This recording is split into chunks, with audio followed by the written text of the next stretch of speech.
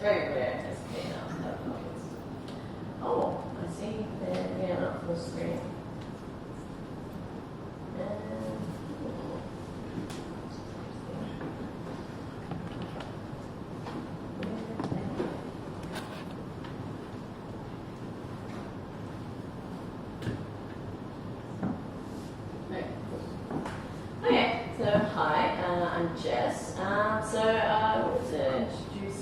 To the Media Recorder API. Has anyone ever actually had to play around with it or been using it? So, two in the audience, awesome. So yes, you won't know anything. Great. What problem are you trying to actually solve with this Media Recorder API? Like, what's the problem? So to start with, this is Canvas on a page. Every frame, I'm rendering a circle, putting it somewhere, slightly changing the color, slightly changing the opacity. And just using a very simple math.rand just to put it around. And it's great. Like the web is great in terms of like I can share this. It's quite easy to build, but the experience is, to me, like you're not going to get this experience again, right? Yes, I'm sort of turn it off stuff. That's it, right? If I share this, you'll get a different experience because it's random. You get something quite similar, but it's not the same. Even if it was exactly the same code, like I wasn't using math.random, I'm rendering every frame. That could very much depend on the computing power of your computer. The color space might be kind of different because you're in a different browser. There's quite a few variables, and for the moment, we've actually the web is good when you stay in the web. But if you wanted to share a piece of content across another platform, if you wanted something that a record, that's very hard to achieve, without having to use an external piece of software to record your screen, that sort of thing. So, but you might realize that we have a solution potentially with the Media Recorder API, and it's essentially quite a simple API. It's quite straightforward. The problem is that you just new Media Recorder stream, and that's enough to get started. But you have to actually pass it a specific stream. Specifically, the spec is the Media Stream Recording API. So what kind of things can we, how do we get these streams that we can record first? Start with, I think this is the most obvious if you've used Google Hangouts or any like WebRTC sort of capabilities, is the use of accessing media devices. So there's the Get Display Media API, which is quite fairly recent in terms of we're just sort of getting cross-browser support in. Even WebKit, which is super exciting. Wow. But yeah. yes. I'm not sure if it's in the latest Safari, but definitely it's technical preview. And so we can actually access our screen. Right now, this is capturing my screen that I've asked for permission for, and with that stream, I'm putting it in a video object. So this is a video that I can pause that or play it. But this is the stream. You can see that there's a duration there. Like I've been going for 23 seconds or so. This is the stream that I'm capturing. So this is something that we could pass potentially to a Media Recorder API. Another one is the user media. So this is just accessing the camera. So again, this is probably what you're used to when thinking about a media stream in terms of this is something that you can capture. So say if you wanted to just get started with a media stream. So this is a video of a media stream it's consuming a media stream, which is our camera stream in this case. In the same way that this video object can consume a media stream, we can also pass that to the Media Recorder API. So if I start recording and I go, it's so weird it's flipped, maybe this one. Anyway, I stop. And now I have a piece of video that it just, this passed in that's recording. Yeah, isn't that, yeah, that's just a loop, but we did that in the client like fairly easily. That's, thank you. Yeah, the code to do this, so it's when interacting with media devices, such as get user media or display media, they are promise-based. So in this case, I'm just asking for video. You can potentially also ask for audio. If you're using display media on the screen, there's a few bugs around that, like in terms of capturing audio as well as your screen. Camera and microphone output generally are okay. But yeah, this is enough to get you started. Yes, hello. Quick question. When you do this get user media video true, will the browser ask you a permission? Yes, yes. You see the first one I did for display media as well, so it's actually interesting. Display media, it will always ask you specifically what do you think? And if you go, remember this decision, it doesn't even let you. It only lets you remember that I don't want to allow it. Whereas, so, yes, okay, yes. Goodbye. Let's share my Emacs. Anyway. Whereas get user media, I did have a permission that I said, oh, I'll just always accept that. So yeah, for display media, there's always the assumption that you will have to await permission requests. It's not actually officially supported in the permissions API at the moment, as far as I understand.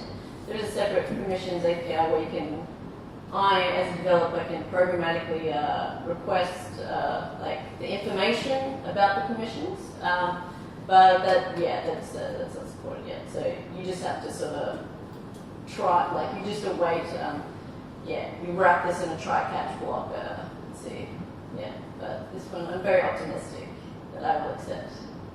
So this is enough so you pass. So this is a media stream that you get camera input.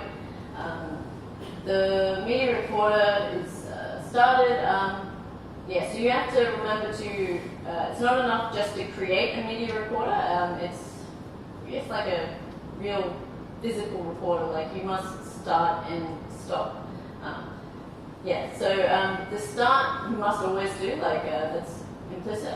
You'll see a bit later that you might not necessarily have to pass in stop. If you have an infinite stream, such as a camera input, if I were to then stop my camera stream, then the media recorder will go, oh, there's no stream left, I'll stop. So you don't necessarily have to pull it yourself, but if you want to keep the stream going, then so that's not quite enough, that's enough. So there's start and stop, but the real magic of Media Recorder API comes in the events. So there's two that you could probably be most interested in. So first is data available. So data available has a payload on the event, and it's a blob. So in the event of data, it's part of a blob. It is a blob, but what you'll do is that event will be fired, and then every so often, we'll find out a bit later how often, and at the end, when stop happens, then you can go, okay, what are all my blobs? I'll combine those blobs, really not saying blobs, and then then we have a new blob that forms the media that we've created. And then we can do whatever we want with that new blob. We can, in this case, I'm creating an object URL. That means that now I have a URL that I can, maybe I can append a link to the page to go, okay, download this object URL. So, and that's something, now you can download. Yeah. One thing is with the events, the data available event. Well, actually,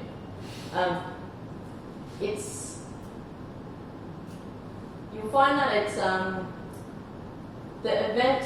Like if you have one blog fired, one data available blog fired, that if you consume that and use that, that'll be a valid video file.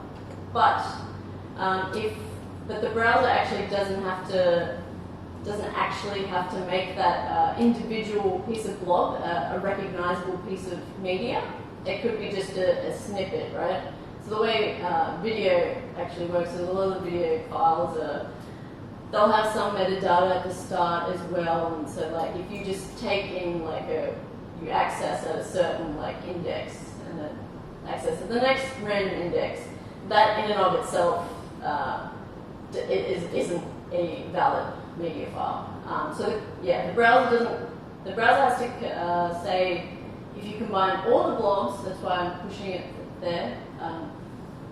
That has to be a valid file, but each individual blob doesn't have to be.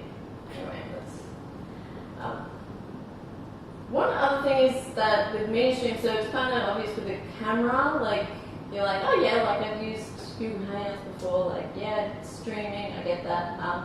You can also use you can actually create media streams from just files. So if you have a video, you can actually create a stream from that, and it's very simple. This is the API, like video.capture_stream. That will return one. And so you see that. So this is on the left is a video that I have, and on the right is actually my stream of the video. So it's a bit hard to. So you can see that this stream's actually it keeps going, right, even though it's a loop of the left video, but you see that like the concept of the stream, so I can pause the stream. The video keeps playing. If I keep playing, it will sync back up.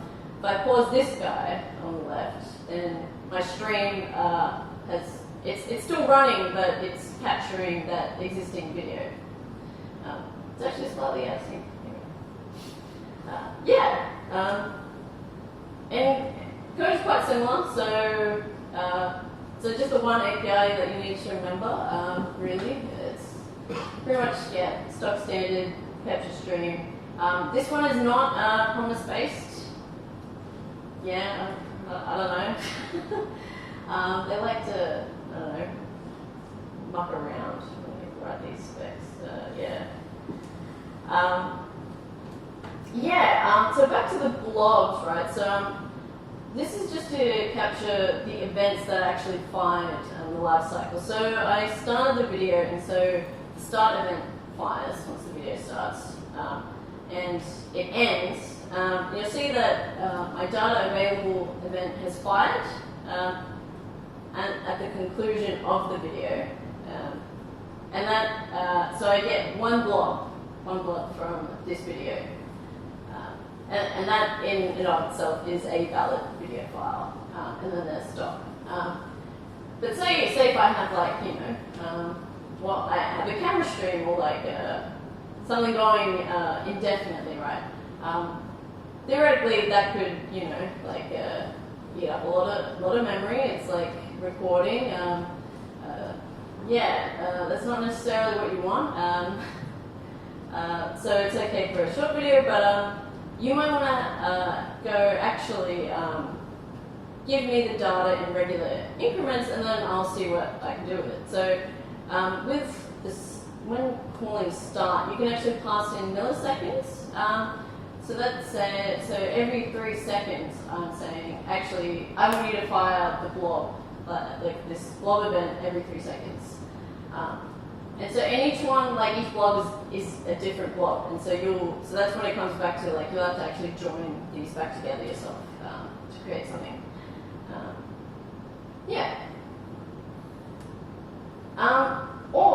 Alternatively, instead of saying like at a specific time, you can actually request specifically.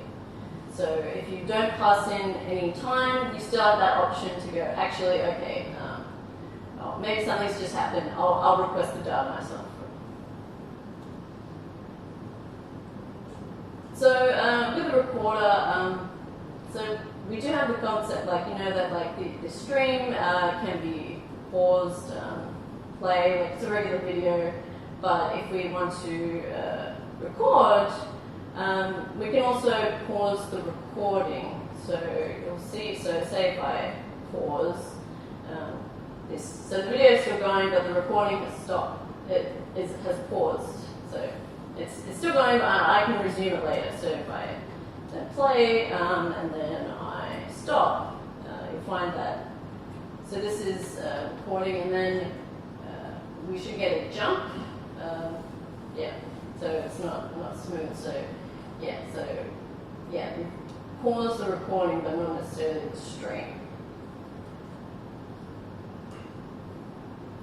And yeah, so as I touched on earlier, so playing around with Canvas, and if you are doing any sort of like a visual work, you probably like, there's not much point to say like recording a video that you already have. You probably want to like do something with it, and the best way is probably to paint to a canvas. And the same way you can actually capture the stream on a canvas. So in this case, on the right, this is a stream of the canvas on the left, and it's an actual video now.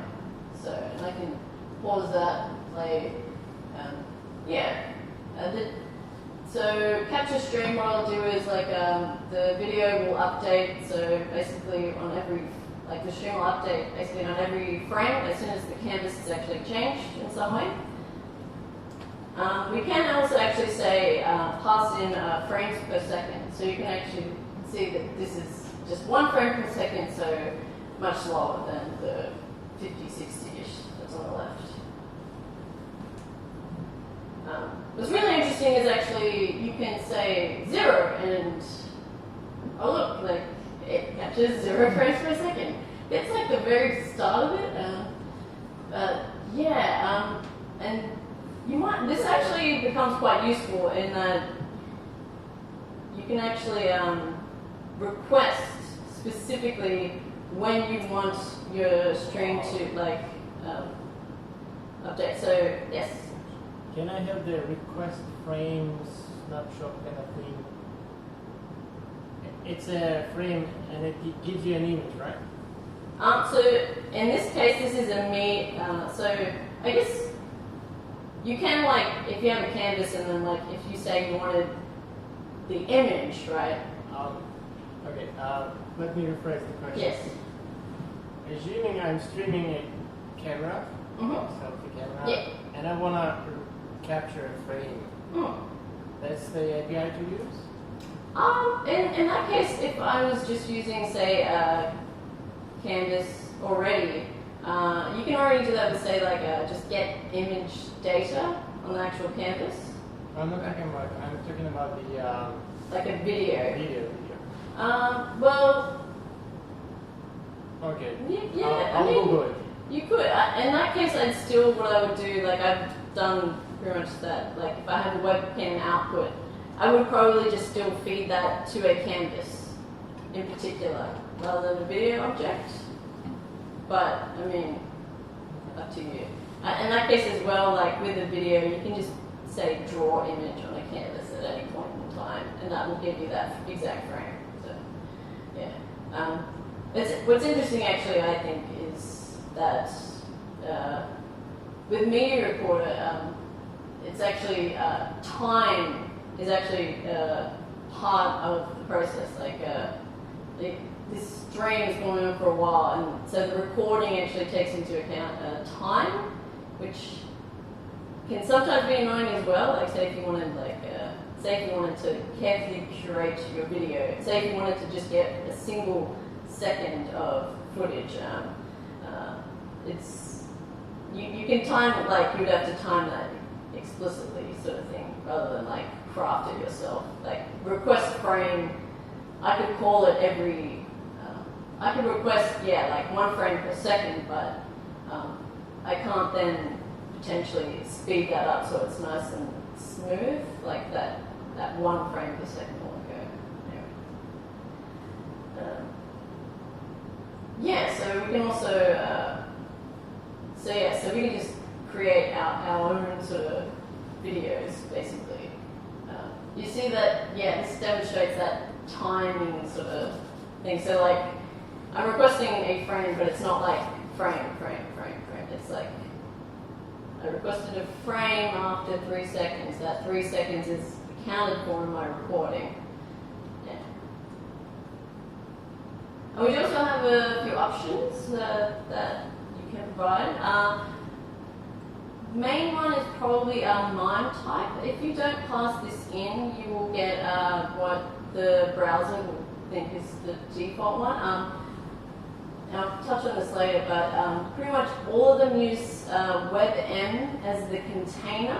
So that includes Safari Technical Preview as well. So they're using, yes, WebM, Firefox, all that. You'll produce WebM, but the difference is that across browsers is that the codecs that are used are quite different. So by default, it's uses BP8, which is common in like WebRTC and stuff on Firefox, BP9 on Chrome, and then in Safari the default is actually H.264. So so you've got quite even though it's the same container, you're getting a pretty wide array of sort of files, and that becomes a bit of an issue when you actually want your user to download it and use it. Yeah, so and you can also pass in audio bits per second if you want to say, hey, I want to report this exactly. One thing to note is that if the browser doesn't like it, this can fail. Like if you pass in a codec it doesn't like, that can fail. There is an API asks if it can record. That you can ask. It's a static method on Media Recorder. It's not supported in Safari, so you just have to guess. That's why I sort of opt to I do have quite a few examples where I just let the browser handle the MIME type. But if you have a better idea of say if you want to specifically with Chrome, you might want to use BP8 codec. But yeah, so touching on issues. So the support is still varied. So it is in Firefox and Chrome. There's maybe some bugs are if you try and record really large resolutions, bigger than the screen size, it won't even fail. It won't throw an error. You'll get a big black screen, that sort of thing.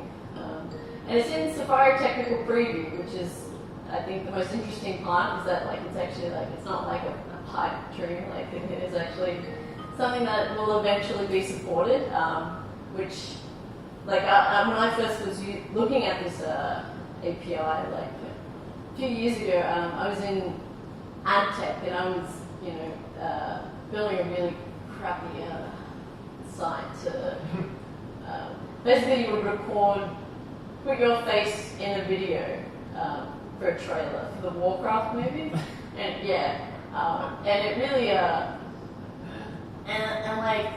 remember the producer was just oh cool, so can we and it was using WebGL canvas overlays, and he's oh cool, and, can they download it? I oh fuck no,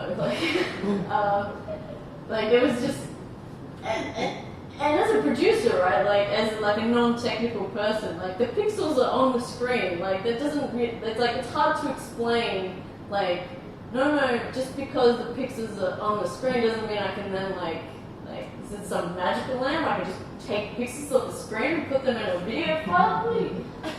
But now we are slowly getting to that magical place. Not quite there yet. As I mentioned, bugs, there's some random bugs at all stages. It's still quite new and heavily untested, I think, is the issue. The big one is WebM. WebM is such a pain. I don't know about you, but I can't really go to my clients and be hey, download VLC so you can play WebMs, right? Mac OS will you download a WebM and it'll be I don't know what this is. And a lot of people use macOS, surprisingly.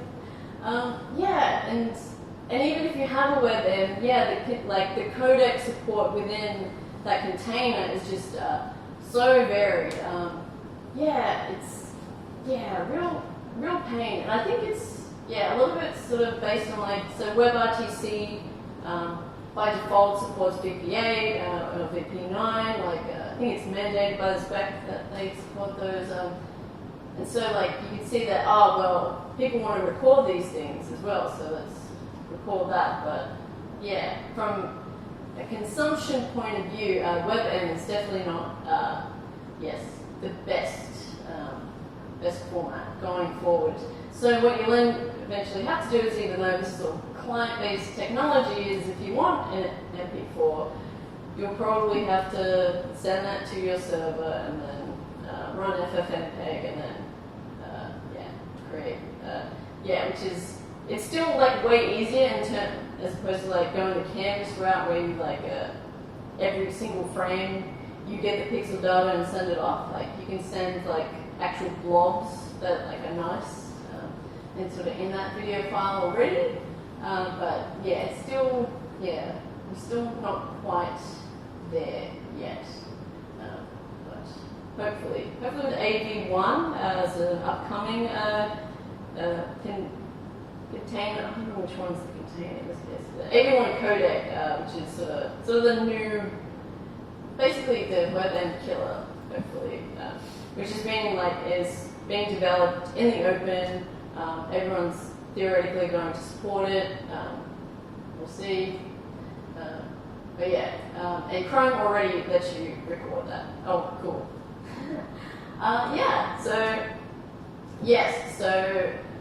So the title of the talk is it's time to record, but probably not quite. Sort of there yet. In limited use cases, yes. But yeah, thank you.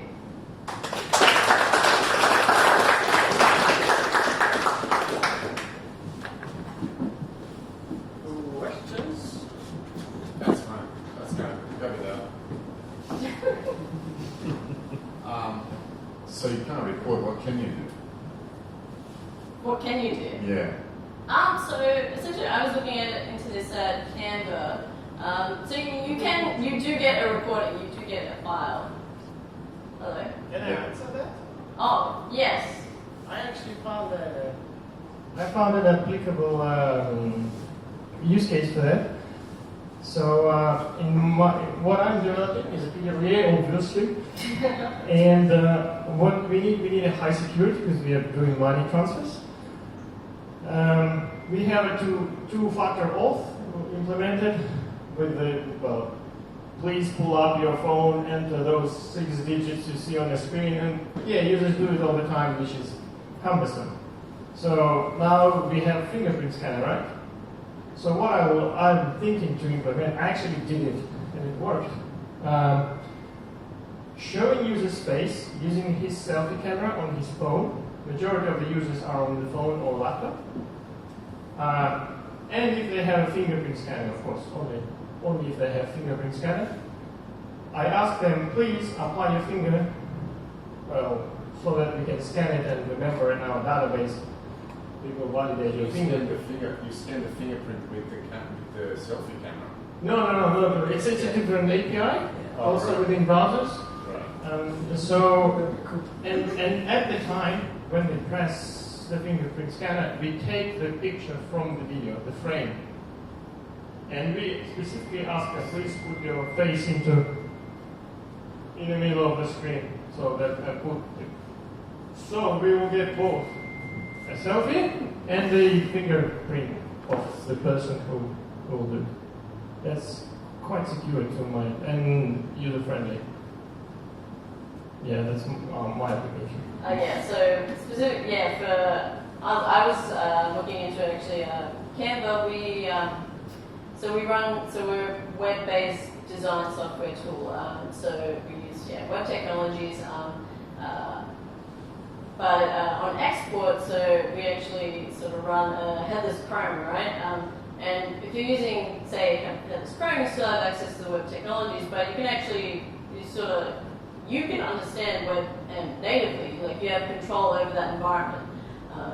And even then, yeah, you still, essentially, it's very important to stress that, like, rather than sending, like trying to replicate, say, using FFmpeg filters and all that and these technologies, you can record in the browser and it will match what the individual sees. Like, that is very hard to sort of make sure that will happen, that a piece of text is aligned just so, and like, yeah, like that's the biggest issue that we come across, like, in our day-to-day is like, why is this video that we generated, like, slightly different? Like, why is the color slightly different to what I expected on my client machine?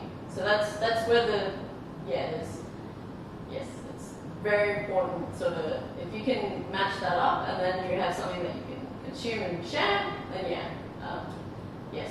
And lots of services do understand WebM. Like, it's just that the individual consumer probably can't do much with that WebM, which is a real pain point.